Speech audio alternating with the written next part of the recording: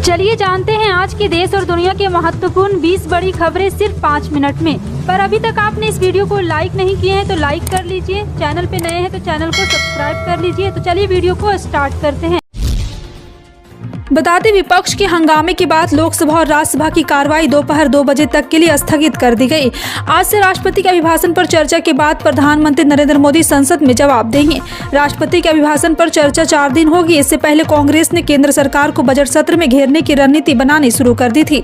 संसद में राष्ट्रपति द्रौपदी मुर्मू के अभिभाषण और बजट को लेकर सरकार को घेरने के लिए विपक्ष के नेताओं की कांग्रेस के राज्यसभा में नेता मल्लिकार्जुन खड़गे के कमरे में बैठक हुई। इस बैठक में कुल 13 विपक्षी दल डीएमके, टीएमसी, केरल कांग्रेस ने खड़गे की अगुवाई में हिस्सा लिया। भारतीय जनता पार्टी ने मेघालय विधानसभा के लिए फरवरी के अंत में होने वाले चुनाव के मद्देनजर गुरुवार को राज्य की सभी 60 सीटों पर अपने उम्मीदवारों के नामों की घोषणा कर दी है। बीजेपी मुख्यालय में आयोजित एक संवाददाता सम्मेलन में पार्टी के राष्ट्रीय सचिव ऋतुराज सिन्हा और मेघालय इकाई के अध्यक्ष अर्नेस्ट मौर्य ने उम्मीदवारों के नामों का ऐलान किया है। राष्ट्रीय सचिव ऋतुराज सिन्हा ने कहा, मेघालय में बीजेपी पहली बार अपने बूथ सभी 60 सीटों पर चुनाव लड़ेगी। 1 फरवरी को वित्त मंत्री निर्मला सीतारमण ने लगभग 45 लाख करोड़ का बजट पेश किया। यह 2024 के लोकसभा चुनाव से पहले नरेंद्र मोदी सरकार के दूसरे कार्यकाल का आखिरी पूर्णकालिक बजट है। इस बजट में एक तरफ जहां इनकम टैक्स की लिमिट को बढ़ाकर 5 लाख से 7 लाख रुपए कर दिया गया है, तो वहीं सीनियर सिटीजन्स को और महिलाओं के लिए बचत पर ब्याज दरें भी बढ़ाई गई है। लेकिन सवाल ये उठता है कि क्या महंगाई पर लगाम और युवाओं को नौकरियां मिलेगी? जी हाँ, आपको बता दें कि इनको इकोनॉमिक्स असिस्टेंट प्रोफेसर आस्था ओझा ने वीपी से बातचीत में कहा है कि महंगाई बहुत ज्यादा, इस वजह से मुझे नहीं लगता है कि टैक्स में 7 लाख रुपए सालाना आय वालों को छूट से ज्यादा कुछ फायदा होगा।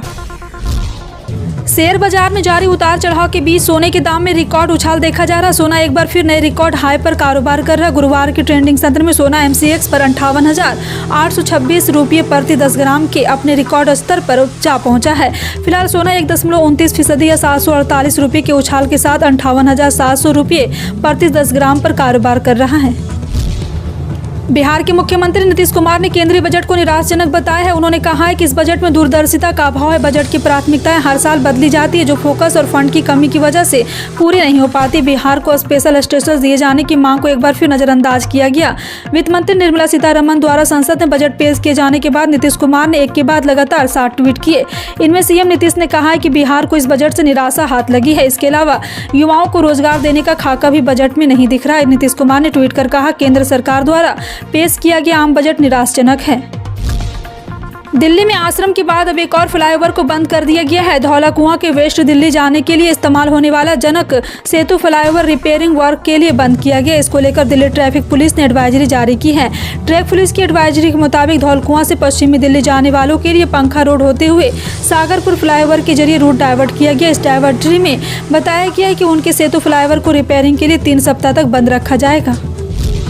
तमिलनाडु में कल से जो बारिश शुरू हुई है, उसके चलते कई जिलों में स्कूल कॉलेज बंद का ऐलान कर दिया है। बारिश का ये सिलसिला आज भी जारी है। इस दौरान देखते हुए तमिलनाडु के मयिलादुथुरई जिले में भारी बारिश के कारण स्कूल और कॉलेज में अवकाश घोषित कर दिया गया। तिरुवरूर जिले में भी स्कूलों में छुट्टी घोषित कर दी गई। इसके अलावा नागपट्टिनम जिले में भी भारी बारिश के कारण स्कूल और कॉलेज छुट्टी हुई। बता दें कि बंगाली खाड़ी के ऊपर डिप्रेशन के चलते इसके आसपास के इलाकों में बारिश का अलर्ट जारी किया गया। यह डिप्रेशन तेजी से आगे बढ़ रहा है और आपको बता दें कि आज इसके कमजोर की संभावना भी है। हालांकि 3 फरवरी तक तमिलनाडु के दक्षिणी हिस्से और दक्षिणी केरल में इसका असर देखने को मिलेगा। बता दें, वित्त मंत्री निर्मला सीतारमण ने बुधवार को संसद भवन में आम बजट 2023 पेश किया। इस दौरान उन्होंने कृषि सेक्टर की उन्नति के लिए कई सारी घोषणाएं की, लेकिन लोगों के बीच सबसे ज्यादा चर्चा गोवर्धन योजना पर हो रही है। दरअसल गोवर्धन योजना किसानों की आमदनी बढ़ाने के लिए शुरू की गई है।